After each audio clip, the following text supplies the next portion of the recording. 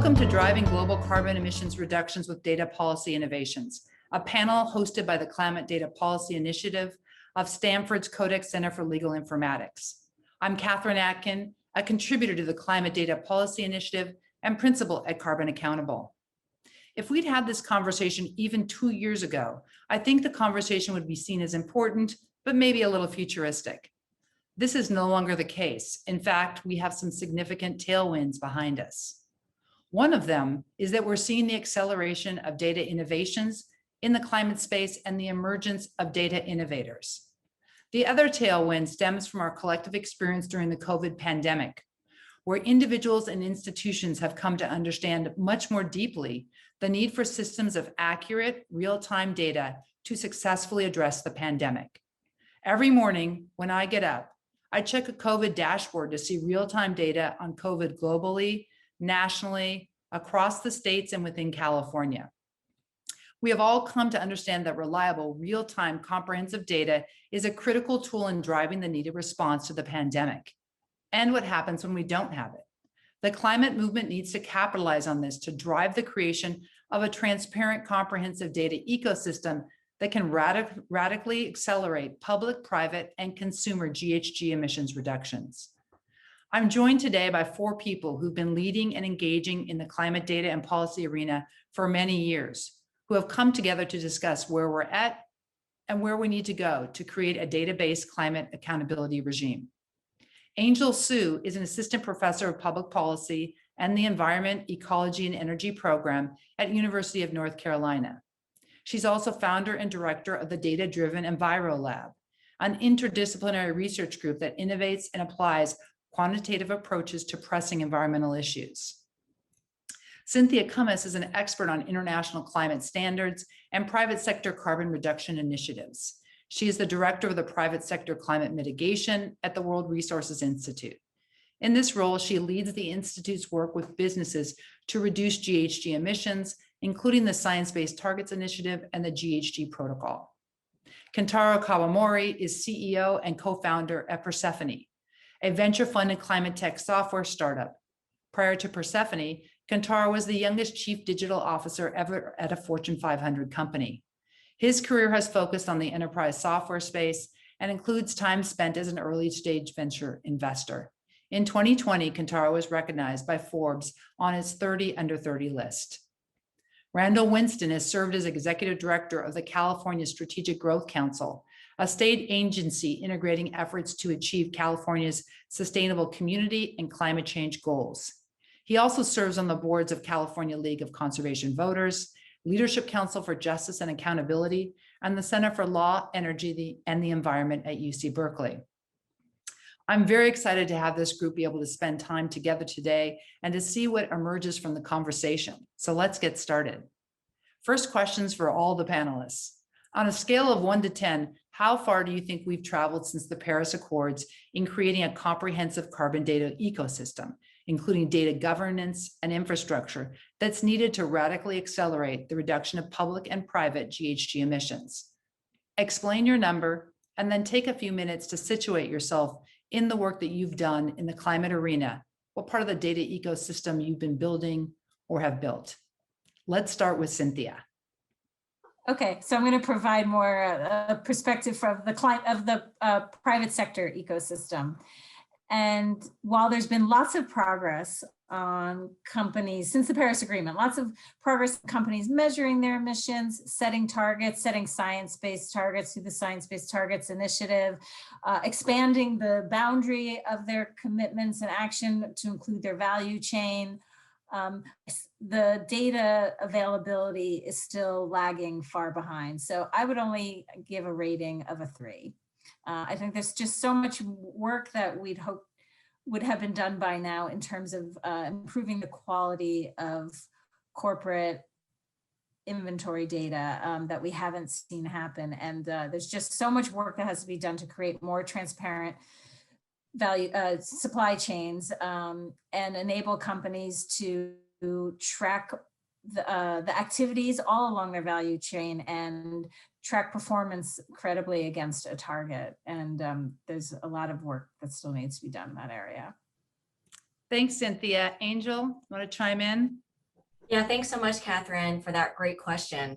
So I would be even more pessimistic than Cynthia. I actually thought that Cynthia was going to be in the 5 or the 7 range just because she's been working on this for much longer than me. But I actually would give us a 0. I would go even lower. And my first job actually out of grad school was working with Cynthia on the Greenhouse Gas Protocol Initiative at WRI. And so that was more than 15 years ago. And at that time, it was really exciting because, as Cynthia said, we were developing the methodologies. We were getting a lot of interest, particularly from developing countries, which is where I was working in China and India, Brazil, Mexico. And I would say that since then, there has been zero innovation and zero progress really in moving this, this progress to a global carbon accounting system that you just mentioned in your question. So for me, that's been really disappointing. And even though we have the CDP Carbon Disclosure Project, I work with this data every single day, and we're seeing the same companies, same city and local governments report year after year, and the number is simply not increasing. It's stagnating. And exactly said, we're not getting more information about supply chains and throughout the entire value chain of where emissions are leaking and where they're growing outside of actors' immediate boundaries. So for me, my work the last 5 years, really since Paris, has been on this arena of non-state, so corporate actors, and then also subnational governments, cities, and state and regional governments, and trying to develop the methodologies for understanding what they're doing on climate change, and then also to track progress in their ability to fulfill the pledges and the commitments that they're making, largely on a voluntary scale. And I would say that that picture is riddled with holes, particularly when you go outside of the global north and to developing countries, enterprises, even more hazy and incomplete. And simply at the same time, also where I'm situated, I'm looking at the data revolution. And this is really what my research group has been trying to leverage the last several years. So we're seeing advances in satellite technology, remote sensing, sensors, and that's moving at light speed, but somehow it's not being translated into the world of carbon accounting and climate data. And so how do we bring those two spheres together to actually develop the system that we so desperately need? So for me, it would be a square 0, or even maybe even a negative number. Thanks, Angel. Randall.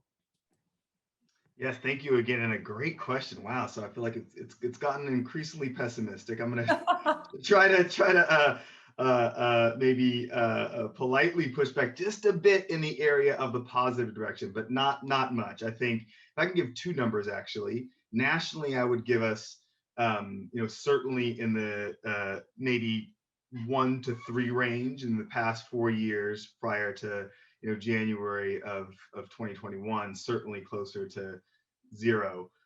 But from the perspective of where I'm coming from, which is government and California, I would give us actually closer to a 5, and here is why. So still not a large number, but I do think that while we are behind insofar as actually bringing to fruition a robust sort of system of accounting and tracking, and then hopefully enforcement that comes along with it, I think we have the framework or the infrastructure, Catherine, to your point, to allow for a governance body to work once the data is there and in place.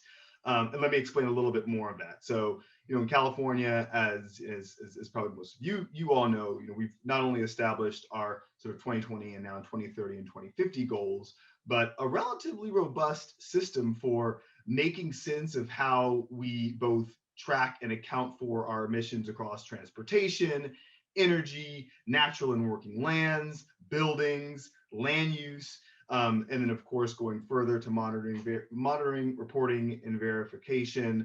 Of course, just amongst our major emitters, which is in the grand scheme of things not huge, but it's certainly a start. And I think more importantly, has created opportunities for the staff and the actual people from an infrastructure standpoint who know how to do this.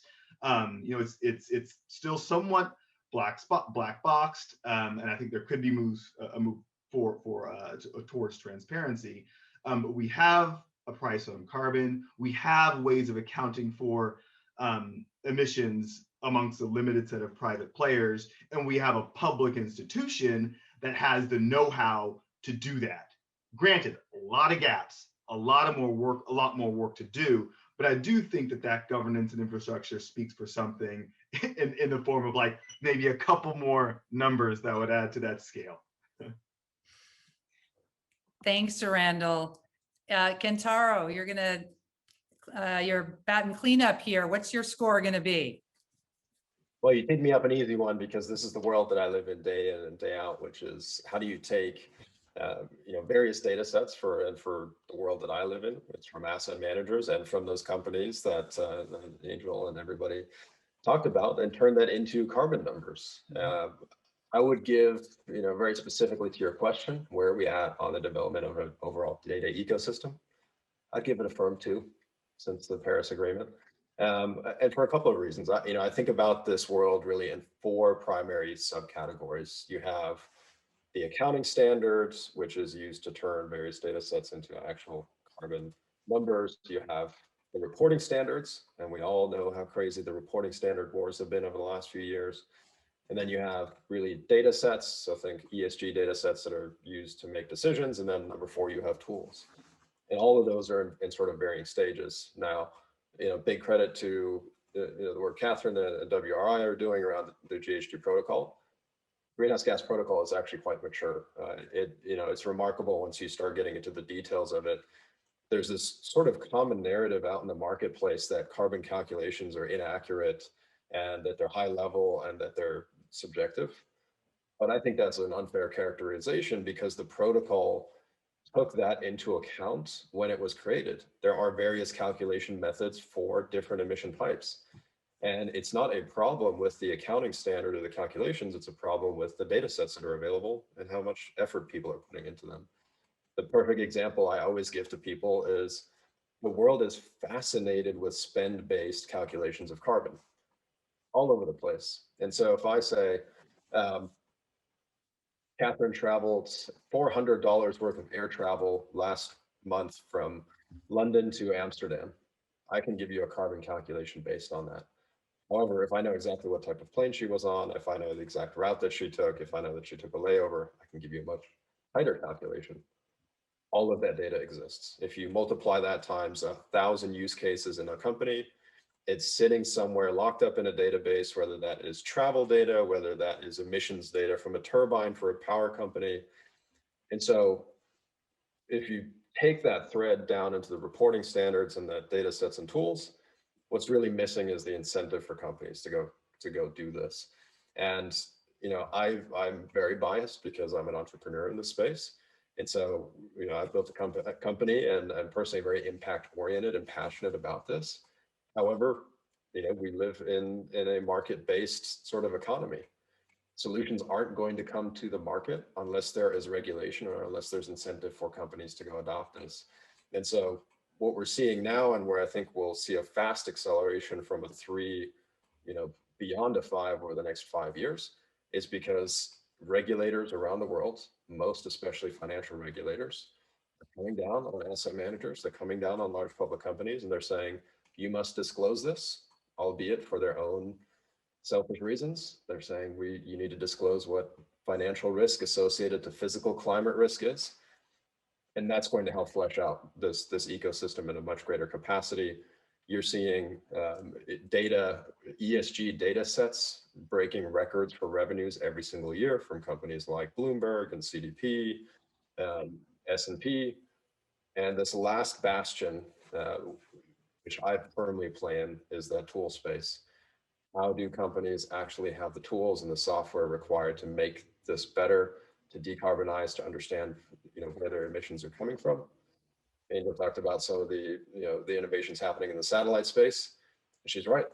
The technology is all there. It just hasn't been focused and applied to this area, but it's happening very quickly now because there's actual financial incentive for companies to go do this.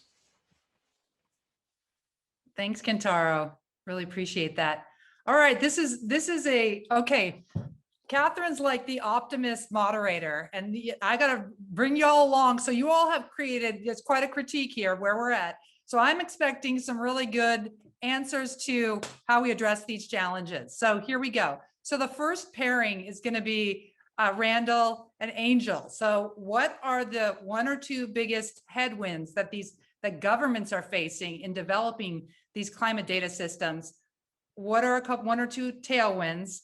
But for those headwinds, like what do we need to do concretely to address them and address the challenges that we're facing? So with that, why don't we start with Randall?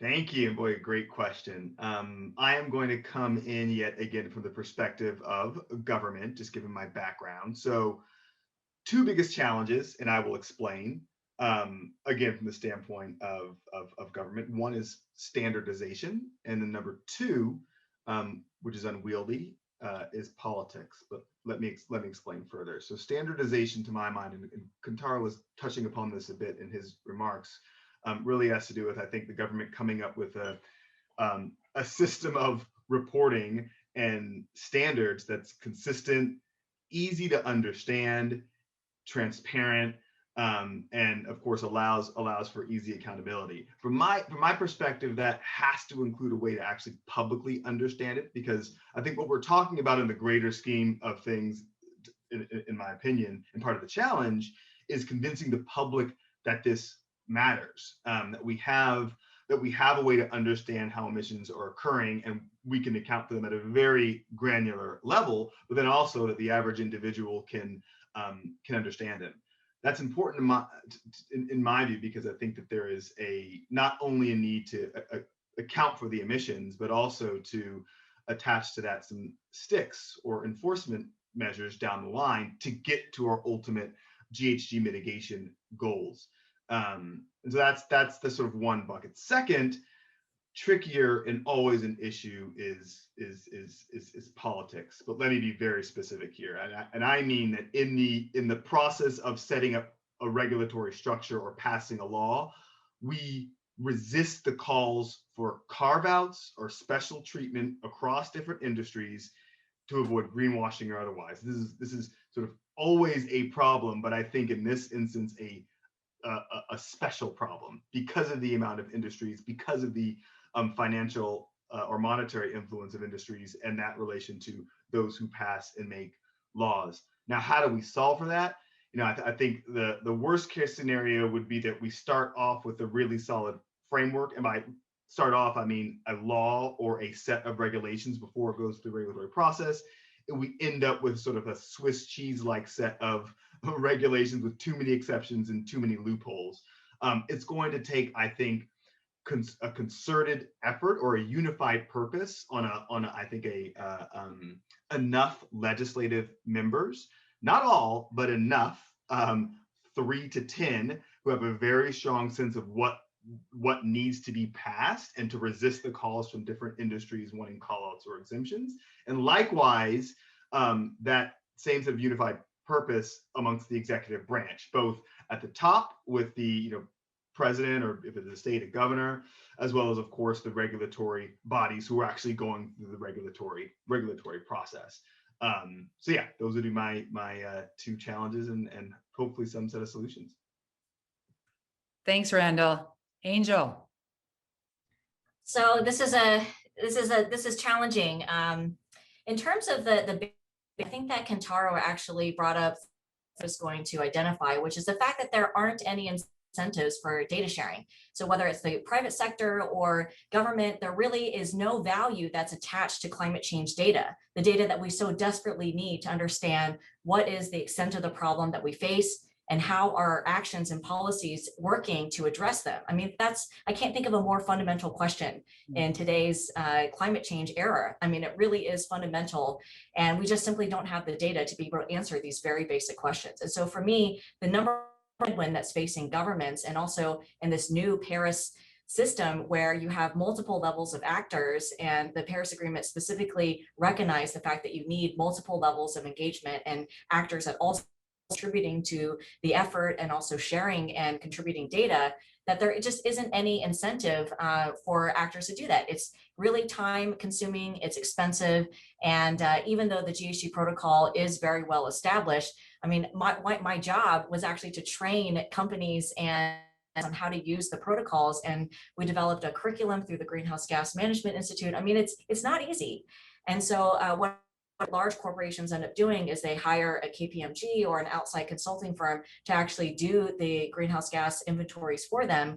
Or as Kentaro mentioned, what happens is you have emissions factors or activity data or databases that have this information that are locked away behind paywalls or proprietary. So it's not being shared because there are no incentives to actually share that data that would really benefit many actors and allow them to actually quantify their emissions. So for me, that's the number one challenge, is that there are no incentives and no value really attached to this very critical data that we all need and that is considered a public good. And then in terms of the tailwind, I'm going to go back to actually the work that Kentaro is doing and the fact that there is technology that exists and there are advances in innovation. So I think about Google that is using their activity data for Google Maps and transport, and also their building data to develop the Google Environmental Insights Explorer that then provides estimates for cities of building sector and transport related emissions. I think that we need more of these types of initiatives and these types of data exercises to leverage the fact that there are advances in technology that can help cities and private sector actors and national governments develop estimates of their greenhouse gas emissions, particularly, as I mentioned before, in the global south, where they simply don't have a lot of the capacity, the know-how, and the resources to develop these time-consuming emissions inventories. So for me, that would be the tailwind, is how can we leverage technology in order to help address these data gaps? Thanks so much, Angel.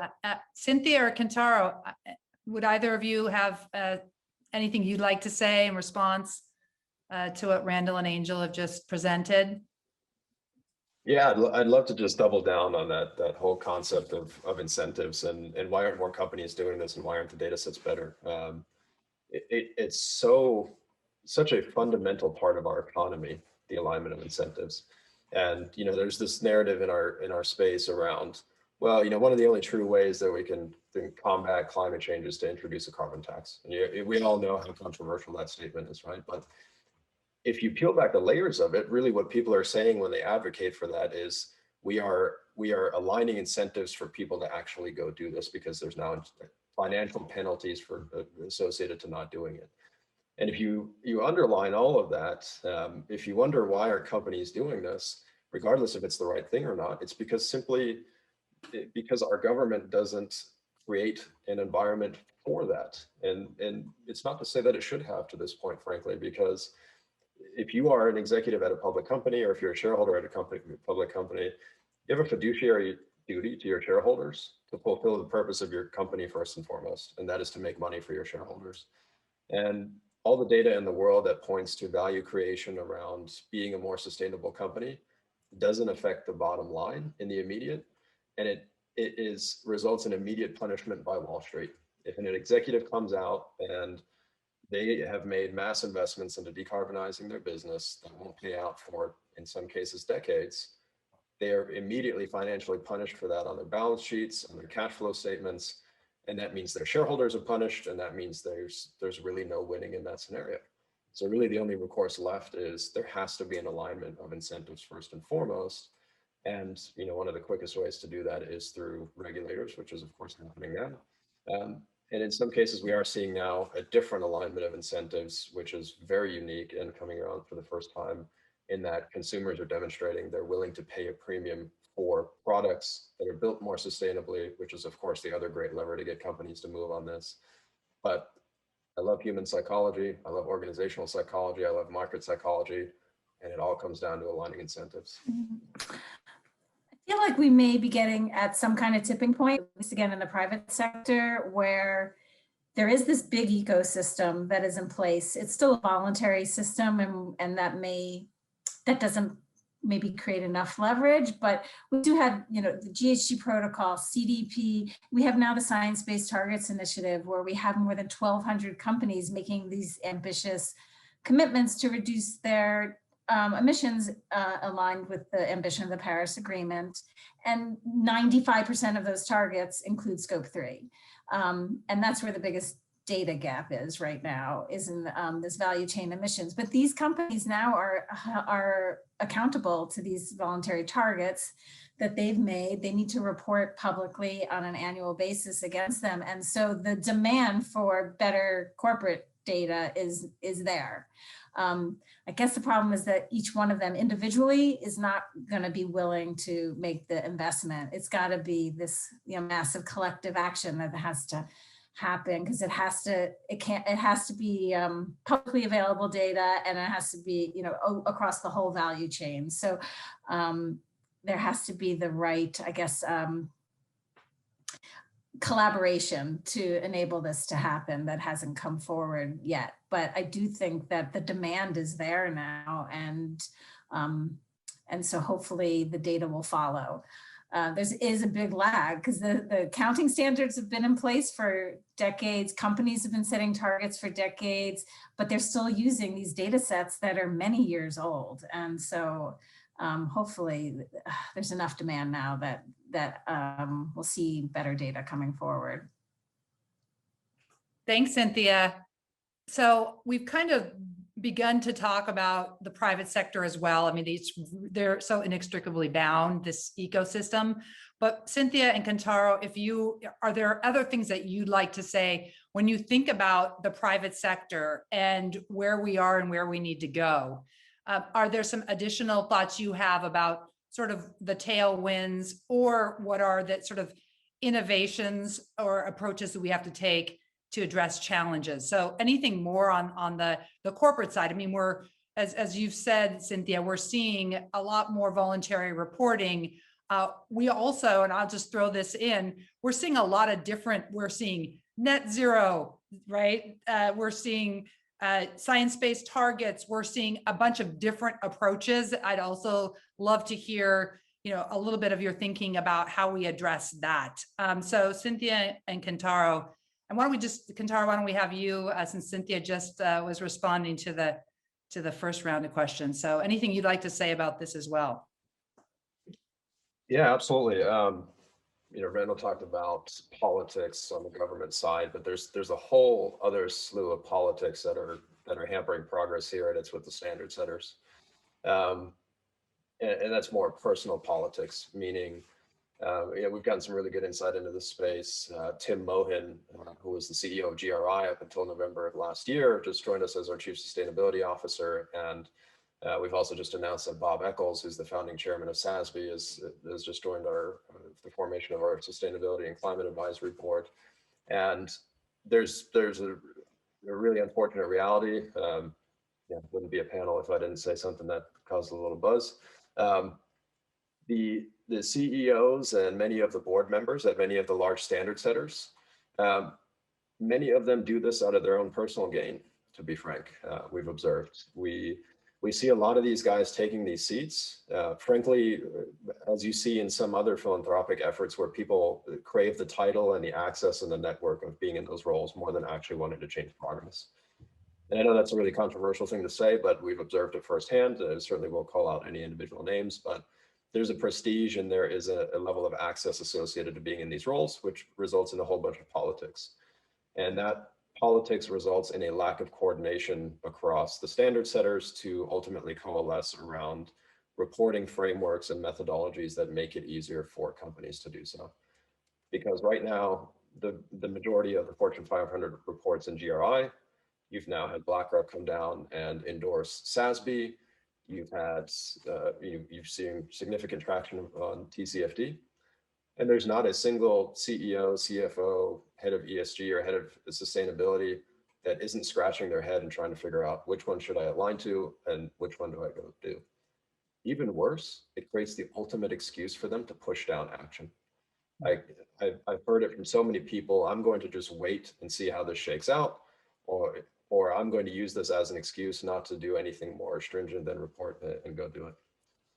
The irony of all that is the work that WRI has done for so long is there's one single carbon accounting methodology that is the standard to be used to report your emissions underneath all of those, and it's the protocol. So people really don't have a legitimate excuse not to commence with carbon accounting, but there's this whole slew of politics that results in how they should ultimately structure that reporting and provide more qualitative sort of frameworks around that, which I think is really unfortunate. And then, you know, the second big piece that's an immense tailwind and that is a legitimate excuse in many instances is that lack of technology. I mean, the vast majority of companies out there, if you tell them, go do a carbon accounting exercise, they don't know where to start because there hadn't been, I could not be in this business 24 months ago. I raised, upwards of $10 million to build the carbon accounting platform of the future. But if there was no market for it, investors wouldn't give me money to go do it. And it doesn't matter how great my aims are or what I want to go do for the planet. If there's not a business behind it, we can't raise money behind it, and those companies won't be able to solve it. And that lack of software capability, availability extends not just to the reporting companies, it extends to the standard setters as well. There are some software certifications out there, but I'll tell you the level of understanding around how an enterprise data schema and infrastructure and source systems work within these NGO and nonprofit type organizations is next to nothing. And that's extremely problematic because we're talking about, first and foremost, one of the greatest data reporting challenges in the world. And the people that are creating the standards and organizations in most cases have very little to no understanding of the data itself. So those are things we have to bridge. We're doing that in our business by bringing guys like Tim in, bringing guys like Bob into our business, because it's going to take the best experts from the software and data world with the best experts from the sustainability and reporting worlds to come together and go do this. And the solutions will come out of results, and it'll be easier for people to go do it. You reduce the barrier to entry, you create the incentives, and we'll see mass acceleration of this. Thanks, Kentaro. Really, I agree that like the standard setters are not the data experts and know how to solve the data problem, and that is an issue. And I think when like with GHG protocol and science-based targets, for example, we set up the standard, and then we expect the data providers to kind of step up and meet the demand that we've created for it. And it hasn't happened. Like when we developed the Scope 3 standard over 10 years ago, we just assumed we were creating this big demand for Scope 3 value chain data. And 10 years later, we are still using the same data sets. So it is surprising how it hasn't happened. I don't know if there just needs some body needs to step up and coordinate this with the right expertise and at an international level and provide and get the companies to co-invest. Something like that, I guess, needs to happen because there is a huge gap right now. And all these companies, they're early in their targets, like setting science-based targets. Now all these companies, financial institutions are setting net zero targets, and they're early in their targets, but eventually they're gonna have to demonstrate that they're meeting them. And it's gonna be tough with the quality of data that's out there right now. So they need better quality data. So hopefully the market will meet that demand soon. Thanks, Cynthia. I love this conversation. This is not a bunch of data geeks unwilling to say something that's like edgy out, and we need that. And I also see some really important like first next steps, and we're going to talk about that in a little while. I'm going to move us along and to talk about equity. So here's my setup for the next question. At a recent international climate convening focused on the needs for countries to reach net zero emissions, Indian Energy Minister Raj Kumar Singh criticized developed countries for using 80% of the world's carbon budget, meaning that countries in Africa, Asia, and Latin America would be severely limited in their ability to develop and prosper. He said that it should be the responsibility of these developed countries to commit to net negative emissions, to remove more carbon from the atmosphere than they're adding. Carbon data systems are needed to drive and accelerate climate action. We know that. That's what we're talking about. But how do we apply an equity lens to this discussion that addresses Raj Kumar Singh's critique and those of others? Why don't we start with Angel? Well, I think this is a very fair critique, and this has been a criticism that has plagued the international climate governance system since it was created several decades ago.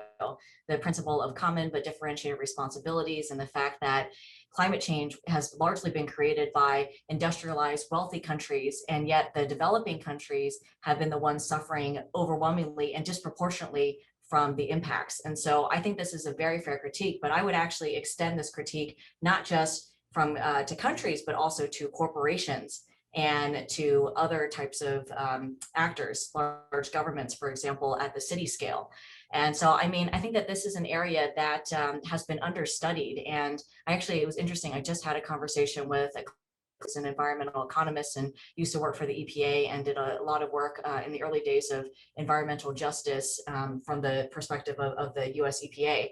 And this is something I brought to him. I read one of his papers when he was looking at the notion of equity in the Paris Agreement pledges, and we're actually contributing a fair share of their historic contribution to the climate change problem and addressing climate change mitigation. And I said, we need to apply this type of thinking and framework to corporations, private actors, subnational governments, because this is the problem. And Cynthia alluded to this, which is the fact that a lot of corporations and subnational governments are making these net zero pledges because it's sexy. And I think what Kentaro mentioned, that was actually very depressing to me to hear him say that a lot of these CEOs are making these pledges and commitments for their own gain, because that's exactly what I was fearing, is that people are making these pledges because it's easy to make a pledge and to not, and the hard part is actually following through on it. And so you see this proliferation, and we've been documenting that as part of our lab, is you just see the astronomic growth since the IPCC came out with the 1.5 special degree report in 2018, this huge growth in these net zero targets, but are not backed by a lot of credibility. So people are making these pledges, but they're not saying how they're going to get there or what quantified emissions reductions targets they're making, whether or not they're using offsets. And if they are using offsets, how credible are those offsets? Are they verified, for example? Are they permanent? And so there are a lot of these questions and challenges. And I mean, frankly, my position is that we don't need necessarily, or nor do we want from an equity perspective, everyone to be striving for net zero commitments. And I'm afraid that the policy is getting far too ahead of what's actually practically feasible at this point of stage, not just from a practical perspective of the fact that we societies and economies that are not decarbonized, and the fact that, as Cynthia mentioned, we don't have the data that we need to actually back up those really claims with credible data and science. And so to me, that's really the challenge. And so I think from an equity perspective, we should be evaluating current targets and pledges and determining who is actually contributing a fair share to solving the problem, and where we may not need actors to actually try to go the extra length of pledging net zero or decarbonization when it's frankly probably not possible nor feasible or cost effective to actually have them do so. Thanks, Angel. Randall, want to weigh in? Yeah, and this is definitely a very difficult problem, timely, and one that I've sort of worked on throughout my time in government. A couple different responses. So, you know, to my mind, number one, the data has to be followed through with sort of action, and by that I mean, you know, a lot of the issues arising out of environmental justice and, you know, concerns about the negative effects of emissions in the past are just that. They're sort of past, which suggests, I think, restorative action that needs to take place in order to actually kind of get to that which is equitable. That's sort of, you know, theoretical. I get that, but let me sort of be a little bit more specific. So as I think we're working to develop better GHG and carbon accounting tools, I do think it's important that we sort of put a similar level of effort behind, you know, tools like, you know, they're developing at the federal level. California has CalEnviroScreen, which is at a very granular level accounting for public health and environmental impacts on, you know, what in California are called disadvantaged communities. I think, you know, the federal level is vulnerable other types of communities, marginalized communities, those who are disproportionately impacted from climate change, and we know will be. We can identify those communities. We know where they are. I get that there's still work to do to identify them, but I do think that there is absolutely time for making a commitment to invest funds in restoring and ensuring that those communities and places sort of can participate at an equitable level as we sort of transform our economy. That can look anything like, you know, as we're investing in, you know, transforming our economy, making sure that a certain level of investments is, you know, sort of is invested in those places. Biden has committed sort of 40%. He hasn't sort of said, you know, what or how that's to be broken down. So I think the verdict is still out in what that actually is going to look like, but I think it's definitely a step in the right direction. And I think, whatever actions are taken on that front, we, in my opinion, have to make sure that those communities that are most impacted actually receive the benefits of, being identified through data of, and one risk profile or another. Thanks, Randall. Cynthia and then Kentaro. So look at this equity issue, when you look at it from a corporate perspective, is super tricky. And we've been thinking about it a lot in the Science-Based Targets Initiative, and thinking about like, how do you take the global carbon budget and allocate it to companies based on where they operate, regional diversity, regional specification. And given that so many of these companies are global and multinationals, that has become like nearly an impossible task. We also sort of work under the assumption that every company in any sector would, regardless of what region they operate in, all the technologies they use will all converge by 2050. And there won't be as much regional diversity at that point. So to be honest, we've kind of try to avoid having to deal with this issue because it is so sensitive. And with the multinational aspect of companies, it's been hard to come up with an appropriate way to do it.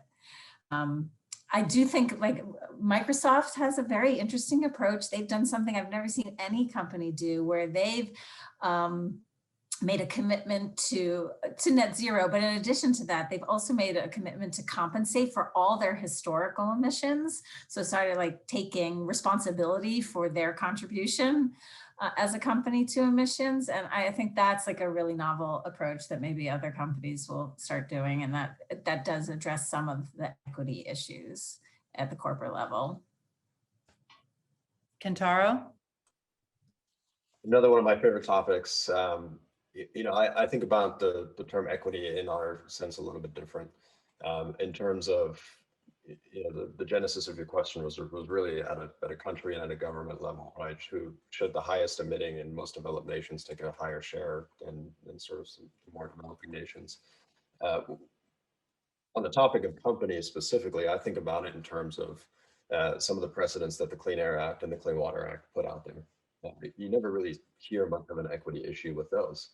But those pieces of legislation and those regulations are most punitive on the companies with the biggest operations and the most impact on our air quality and our water quality.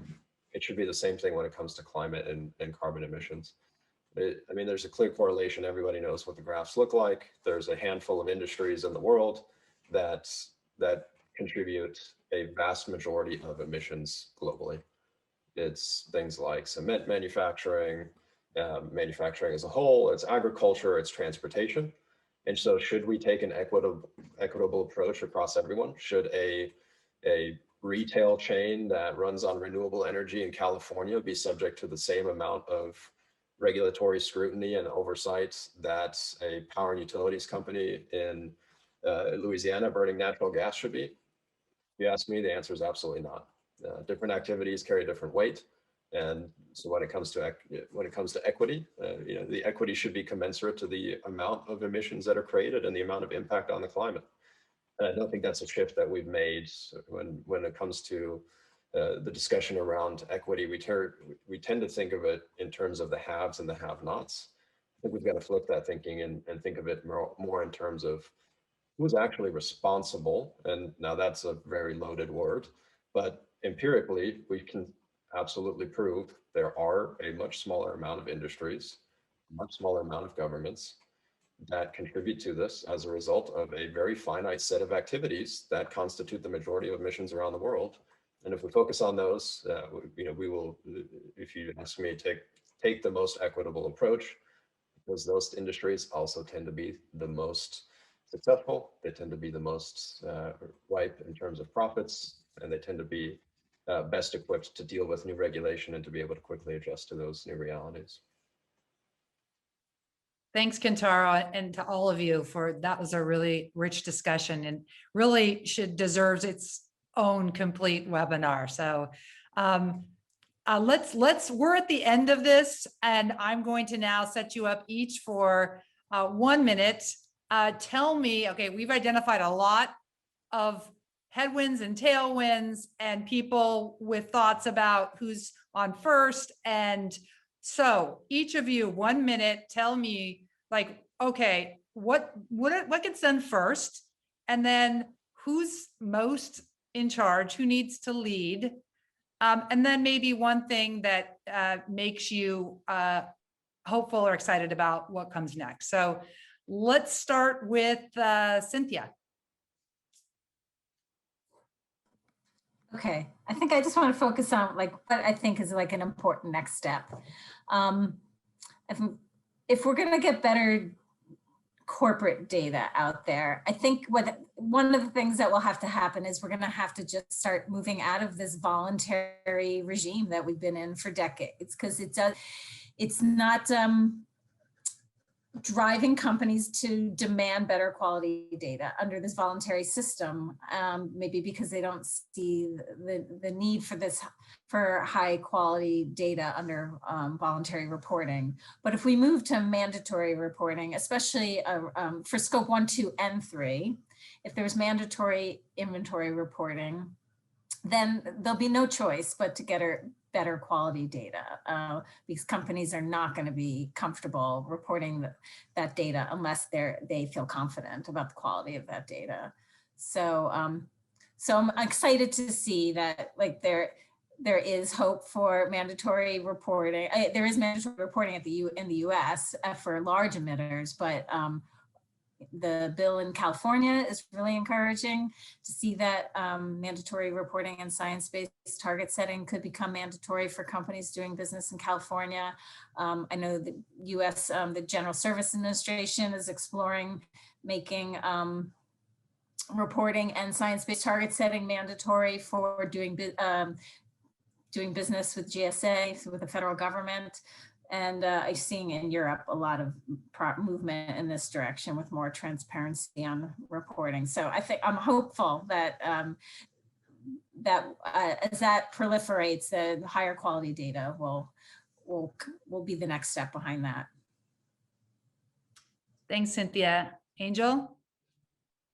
I've been hearing a lot of comments here that revolve around sticks. And so I would agree with Cynthia that I think on one track, we absolutely need governments to lead. They need to develop the right policies and the laws and the regulations to require reporting, because I absolutely agree with Cynthia that we've been allowing for the voluntary ship to sail, and it simply has not produced the data that we had expected or hoped for several decades ago when the greenhouse gas protocol was developed. But then at the same time, I think as we're doing that, the next track, and this is the track I'm particularly excited about, is we need to stop thinking about how we continue to do accounting as business as usual, but how do we design the systems for tomorrow that are really going to be innovative and super radical? Because if we keep trying to take a bunch of band-aids, we're just never going to fix the system, and we're never going to that we've all brought up in this course of this discussion. So one of the projects that I've been working on is to think about how we can use really radical technologies, digital solutions like blockchain, distributed ledgers, for example. So Kentaro, I'm definitely going to follow up with you because I'm curious to know whether or not you've explored that space, because I think that that could be really, how can we actually not make data the domain of everybody's purview, but actually make it decentralized and really radically open, and so that anybody can be contributing into the system, and we can generate radical forms of transparency that will not allow people to decide, oh, I'm going to wait for people to figure out which protocol or which standard or which principles I want to align with, but how can we really just flip its head, because recognizing the fact that we have very little time left to turn it around, only 9 years really to turn the ship around. And so for me, that's what I'm really excited about. I think that's where we need to head, is to stop thinking about how we're going to fix what's wrong today, but to look ahead to say, what can we do to design the systems of tomorrow? Thanks, Angel. Kentaro? I am equal parts excited and pessimistic. Pessimistic because, as we all know, we run out of time every single day, and the numbers are just bleak, and that doesn't get any better. But I am extremely excited because the market forces are going in the direction that we need them to. To the point just now on carrots versus sticks. Stick will come. We all hope that it comes sooner rather than later, unless you're one of those CEOs that's doing this for the wrong reasons today. Then you're dreading that, and we'll have some expense hitting your line items. But the rest of us as humans are waiting for that day, and so I'm extremely excited because all of the best regulation that has had a profound societal impact over the last century came on the back of some significant market forces and market movements. This is where capitalism works really well, when you get that perfect alignment of incentive and regulation and sort of scalability, where all parties sort of come together and work together. And I'm also, on that vein, I'm excited to be doing what I'm doing. It's because of that investors are giving us millions of dollars to solve this problem. And to be clear, that's what we're doing, right? We have to do that in a for-profit way, but we can have an enormous societal impact on doing this the right way. It takes money to create innovation. It takes money to create regulation, and we're seeing all of those things come together now. And I'm also excited to have a key representative of WRI on the call, because you can bet your bottom dollar I'll be reaching out to figure out how we can do that better together. Thanks, Kentaro. Randall, to close us out. Great, y'all. I'm gonna pile on both Cynthia and Angel pretty heavily. That I do think that government stepping up and putting in place a sort of a forcing function through just a mandatory reporting is really gonna, in my opinion, help to kind of galvanize direction towards agreement upon a set of standards, and then lead to better reporting, and again, everything that Angel and Cynthia touched upon. I'll add a couple other points. One, I do think that while it's really important to put together that sort of forcing function of a mandatory body, and laws like that coming forth in California, I do think that we've also, looking to our long term, have to lower those emissions. By that I mean an enforcement mechanism to those sort of then say, okay, we need your emissions to be lowered by this, that, or the other amount. Yes, that needs to be different across different emitters, to Kentaro's earlier point about the Louisiana large emitter versus the retail outlet, but that needs to happen, and I think that government needs to play that role ultimately if we're going to get to where we need to get to by 2030, 2050, and our increasingly, it seems like, short amount of time.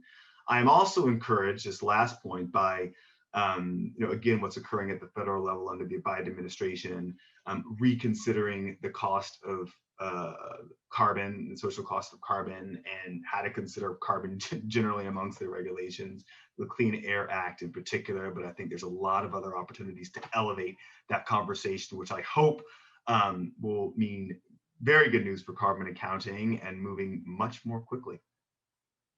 Thanks, Randall. And I just want to say, I am really overwhelmed by the richness of the conversation. And it's kind of when you have a dinner party and you bring some people over, and it really works. And I felt like the range of experiences and energy and thoughts here, I think, is exactly the kind of ongoing engagement and action that we need, both as we've said, on the carrot and the stick side. So on behalf of the Climate Data Policy Initiative and Stanford CodeX, I just want to thank you all for taking time out today to talk about this issue. And I look forward, and I know others that are going to be watching this, to watching for your leadership and opportunities for us all to work together towards this common goal. So thank you so much.